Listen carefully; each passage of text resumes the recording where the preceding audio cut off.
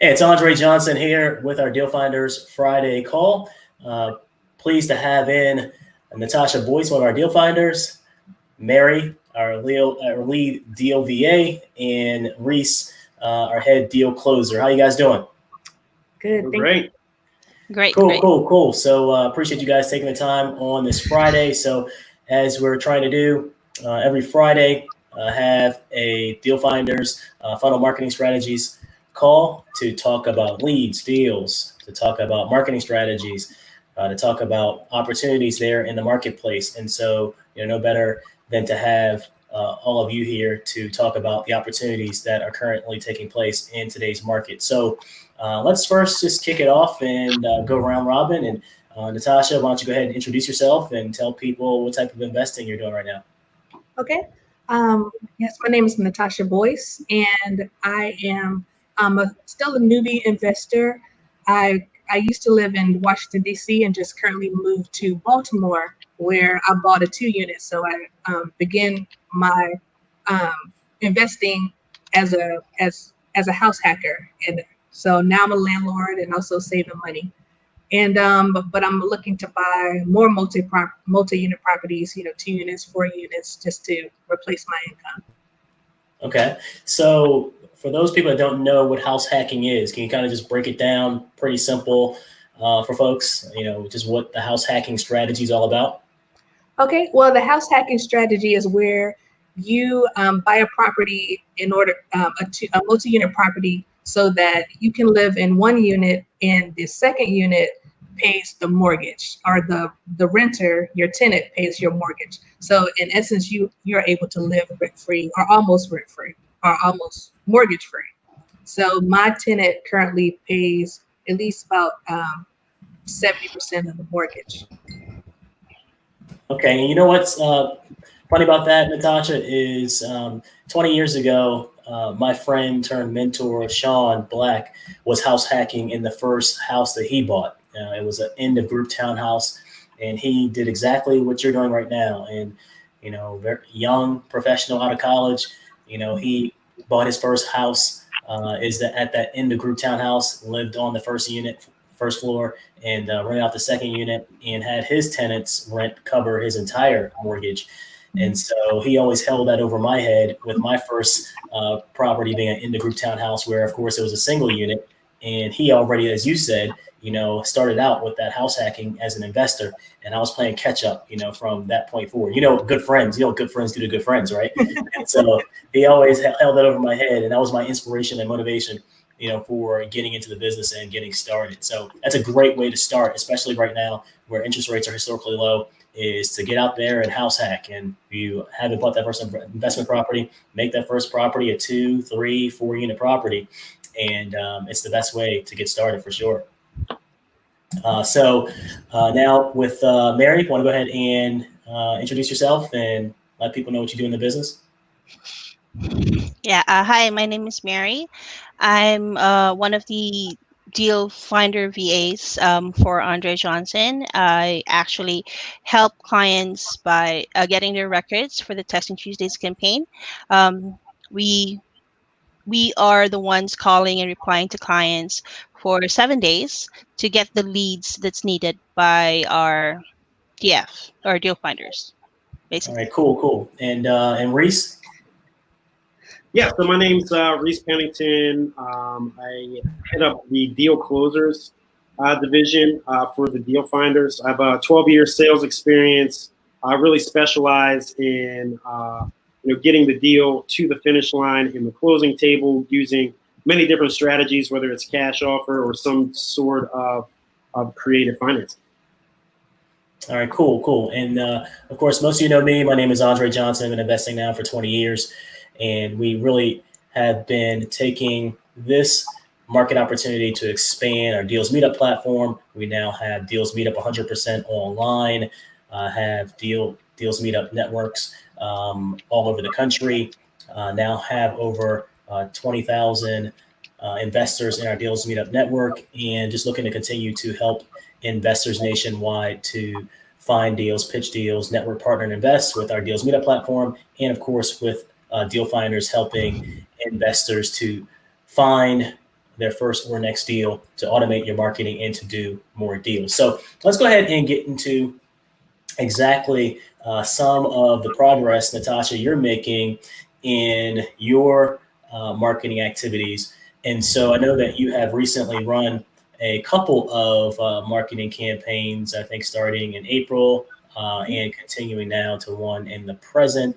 And let's focus in on a granular level. We've had a couple calls over the past few weeks, and we looked big picture at I think Lena's campaign and Alma's campaign, looking at the campaign in its entirety in terms of the number of records that you prospected, or they prospected, and so forth and so on. But I really want to get granular and focus in on some of your opportunities. So I'm going to go ahead and share the screen of your last almost 60 days in terms of opportunities that you have coming in, and then really focus in on how you're starting to work with Reese in terms of following up on those opportunities and hopefully converting more of those opportunities. So is that okay? Okay with you?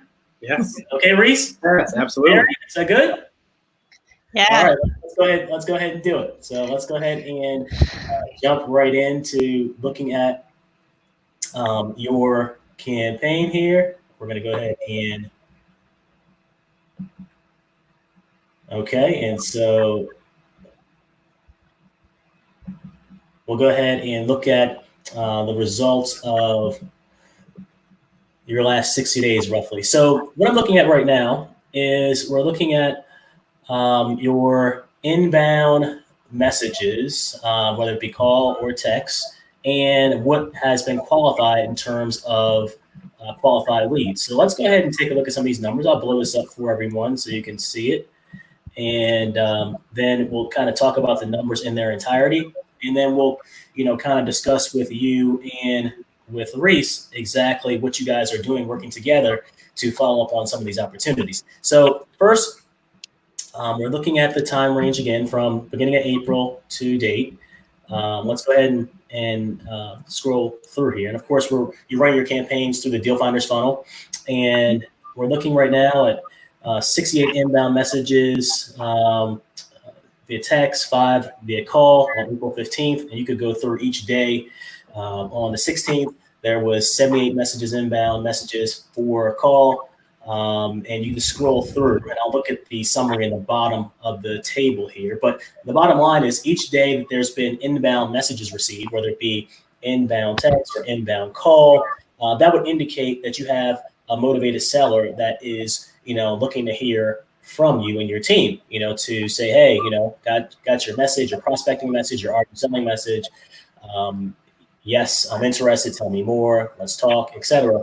And so you're getting good, what we call good activity. You're getting good responses. And so I think if you look at the 7-day campaign in April, you have here over 70 inbound messages this day. The next day, over 80 inbound messages. The following day, over 90 inbound messages. The next day, over 70 inbound messages. The following day, over 55 inbound messages.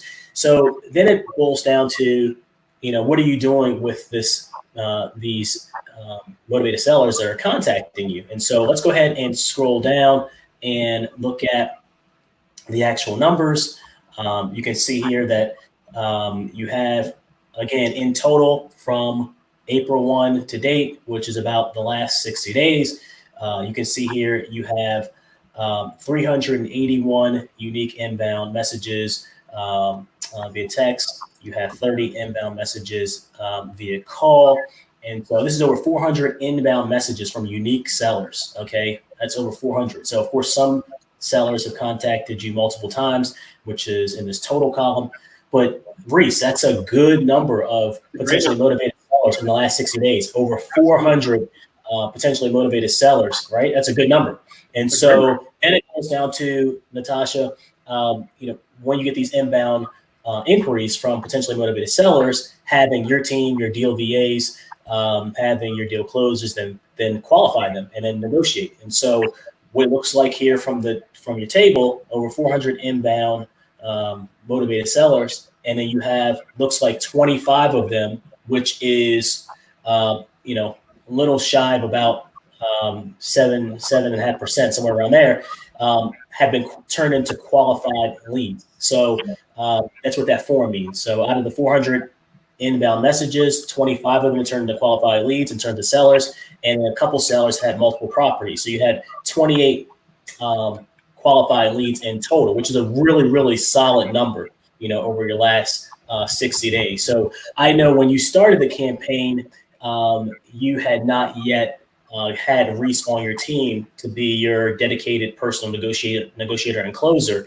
And so since added him to join your team. So I really want to kick it now over to you, first of all, just the experience of having, all these motivated sellers contact you and, just your interaction with them, inside the funnel.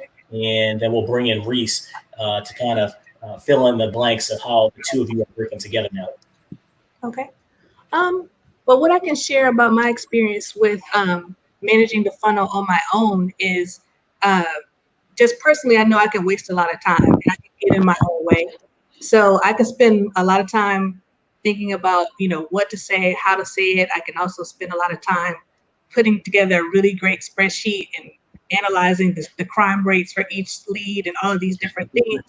Whereas when I finally started getting on Reese's calendar, he said, don't do any of that. Just call the people and convince them to talk to us again and put it on my calendar. Just cut out all those steps.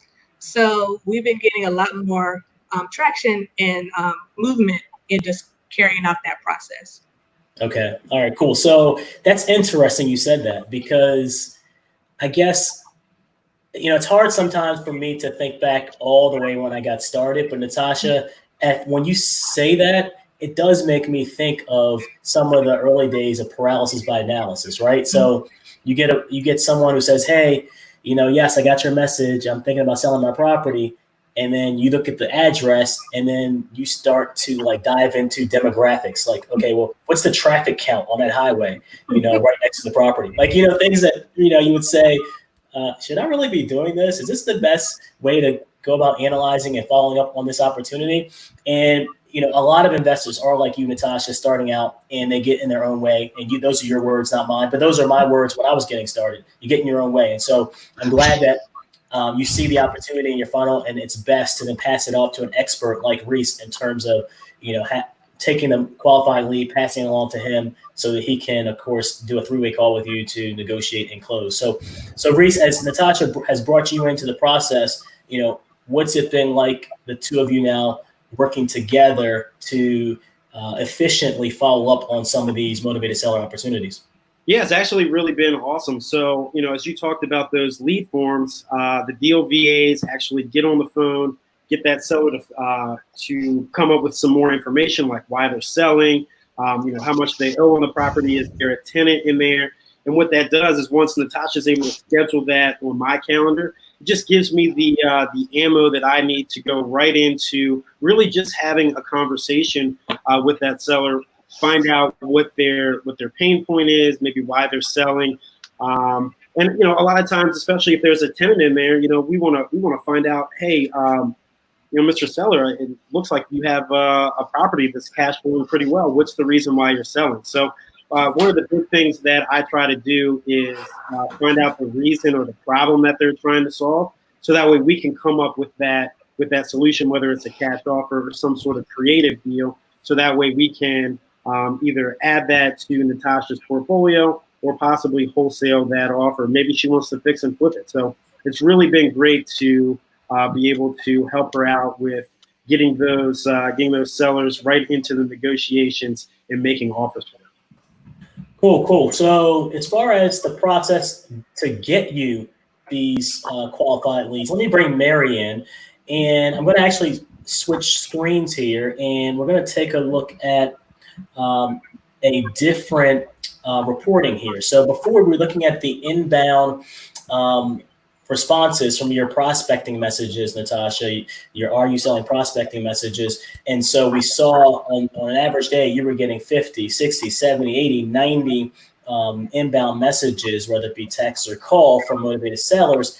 And so resulting in your last 60 days, roughly 400 or so contacts indicating that they were interested and motivated, and so resulting in 28 qualified leads. Now, how does that happen? And so, what I want to do right now is I want to show you on this particular screen, again, reporting done by the Deal Finders funnel. I want to show you actually what the deal VAs do in terms of their grunt work, in terms of the back and forth trying to qualify these leads for you on your behalf. So if I take a look at right now the graph here, you can see this is what are your KPIs. This is going to boil down to, what percentage or what counts of your messages or your inbound messages are turning into dead leads, leads to follow up with, offers that are sent. So if I go to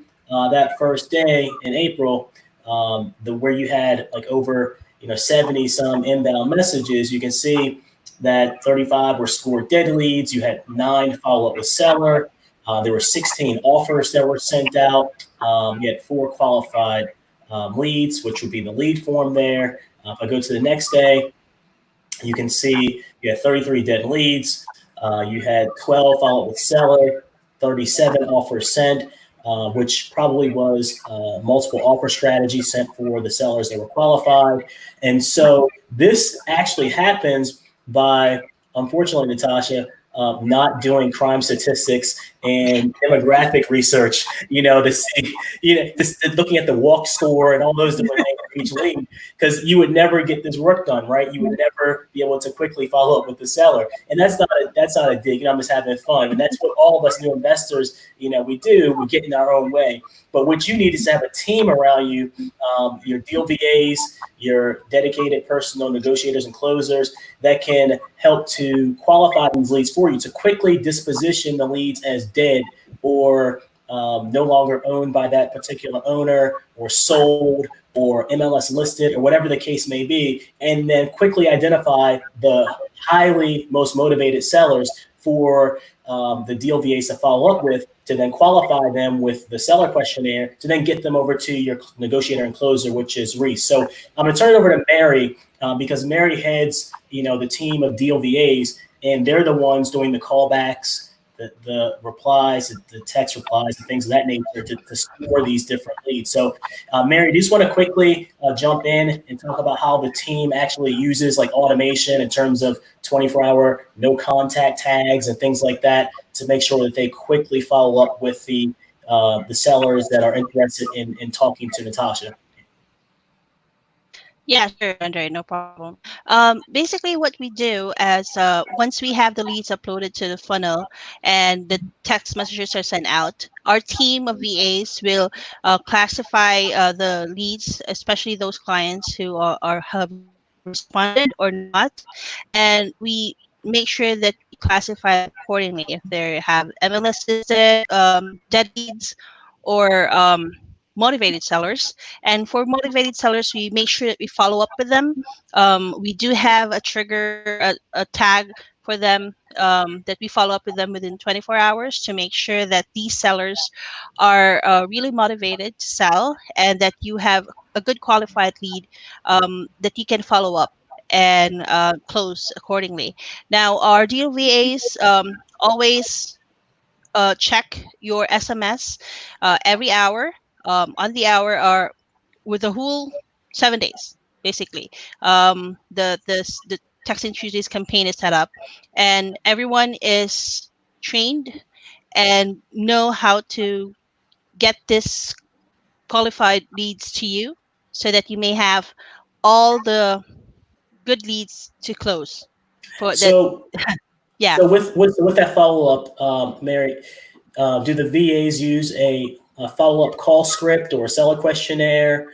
And is Natasha and the deal finder able to at any time jump into the conversation, whether it be via call or via text reply?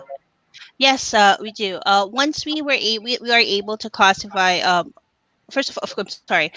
Once we have for a lead for you, we do have a script for that. We ask the certain questions according to the script, and after that, we inform the deal finders or Natasha, if we already set out offers to these clients, and once clients are really engaged, we then set up appointments for Reese and you, so that you can then do the follow up for that. So basically, what we just do is do the grunt work, and then you close the deal. Exactly, exactly. And so as you heard Mary say, the deal VAs, they will do the grunt work. They'll, disposition the leads that are dead or not yet interested, and the ones that are highly motivated and raise their hand saying, "Hey, tell me more, send me an offer, let's talk." Those are the people that the deal VAs put on Natasha and Reese's calendar to then be able to set up a three-way call to negotiate and then potentially close that deal. So Reese, you heard me talk about earlier how some of these leads, for example, let me look right here. So you have on this particular campaign in April, there were, it looks like 16 offers sent. There were here, there were 37 offers sent, and so you can see multiple days there were multiple offers sent, and in some cases there might have been two or three offers sent to one seller. So can you explain why, in terms of acting as a negotiator and deal closer, why you would want to send out two or three offers to the same seller? Because some people may be saying that sounds ridiculous. Explain to people why a multiple offer strategy is helping you to close deals out there. Yeah, absolutely. So the biggest reason that we do that is, one, it provides options to the seller, and when you provide options on more of like a psychological basis, they're not going to just say yes or no. They're going to pick either A, B, or C. Say, hey, I like this one. Maybe can we tweak it and go this way, or can we move these numbers over here a little bit more, instead of giving them one offer, which might be a cash offer, and they're just like, no. Right? Okay. We want to keep that conversation. We want to keep that conversation open, and it allows us to go in and be able to readjust. And they also see that we're looking to buy the property in, a couple of different ways. Okay, so as far as the different types of offers, I mean, you want to maybe comment on one of the recent appointments you've had, or maybe an appointment you have scheduled today or upcoming, just the different types of offers that may be sent out, and then how you use that different type of offer to then start to negotiate, with different strategies. Maybe, just pick one case study, I guess. Yeah, absolutely. So we actually, Natasha and I have a call scheduled at 3:00 today with a gentleman named Donald. Now, we sent him, one was a cash offer, but we also sent him his asking price at 40% seller financing.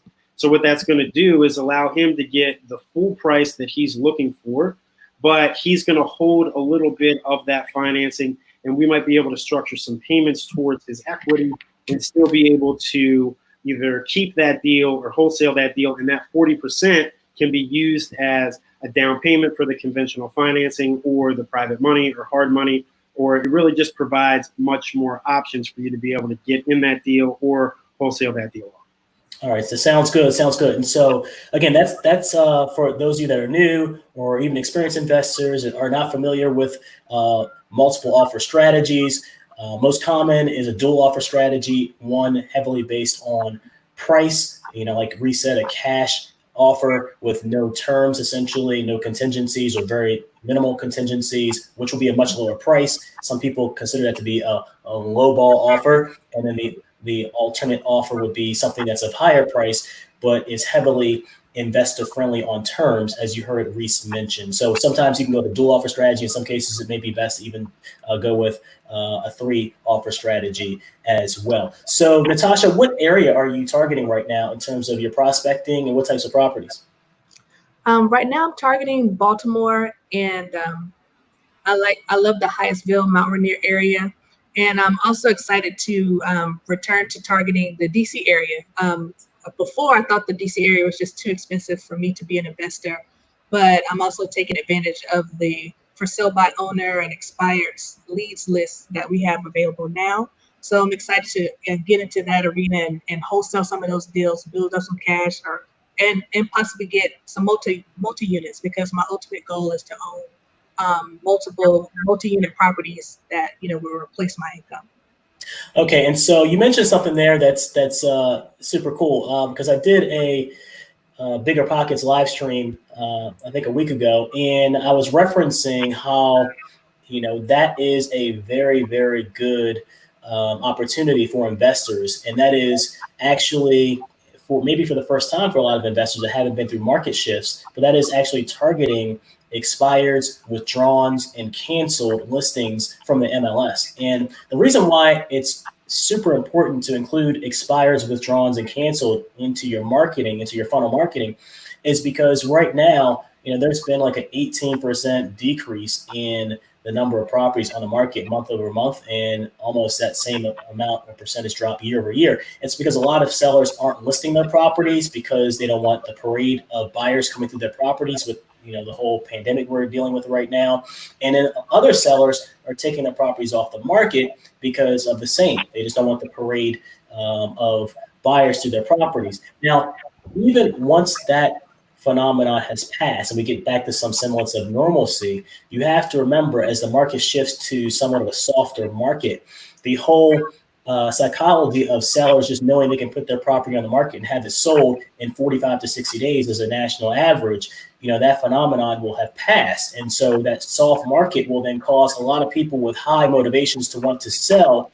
They'll be looking for alternatives being you, a cash buyer ready to close quickly without the hustle and fuss of, the retail dog and pony show. So, there is a lot of opportunity right now, not just, of course, in vacants and absentees and pre-foreclosures and, the normal usual suspects with funnel marketing for investors, but also in that would be, your FSBOs, for sale by owners, your FURBOs, your firm by owners, but not to be forgotten, the expireds, withdrawns, and canceled that we just mentioned. So as we wrap up today, I guess a couple parting words from you and Reese in terms of your plans to try to negotiate and close as many of those opportunities as possible. I know you had close to 30 qualified leads in your system in the last 60 days. That probably has resulted in probably over 100 offers of different types, multiple offers to those sellers.